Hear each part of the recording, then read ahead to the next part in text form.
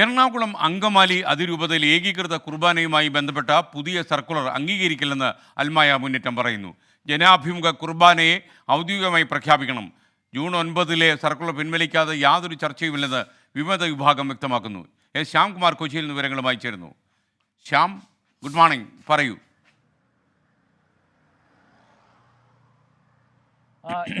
കഴിഞ്ഞ ദിവസമാണ് കുർബാന തർക്കവുമായി ബന്ധപ്പെട്ട് സിനഡ് കുർബാന ആഴ്ചയിൽ ഒരിക്കൽ ഞായറാഴ്ച ഒരു കുർബാന നടത്തണമെന്നും ജനാഭിമുഖ കുർബാന നടത്താമെന്നുള്ള നിർദ്ദേശങ്ങളടങ്ങിയ സിനഡിൻ്റെ പുതിയ സർക്കുലർ ഇറങ്ങിയത്. എന്നാൽ ഈ സർക്കുലർ അംഗീകരിക്കില്ല എന്നുള്ളതാണ് അൽമായ മുന്നേറ്റ ഭാരവാഹികൾ ഉൾപ്പെടെ വ്യക്തമാക്കുന്നത്.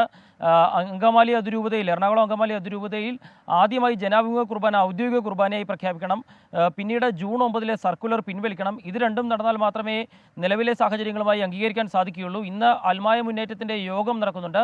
അതിനുശേഷം ഇക്കാര്യത്തിൽ നിലപാട് വ്യക്തമാക്കും. അതുവരെ ഈ പുതിയ സർക്കുലർ അംഗീകരിക്കാതെ തന്നെ മുന്നോട്ട് പോകും. വിശ്വാസികളും വൈദികരുമടക്കം പ്രതിഷേധത്തിൻ്റെ പാതയിൽ ഉണ്ടാകുമെന്നുള്ളതാണ് വ്യക്തമാക്കിയിരിക്കുന്നത്.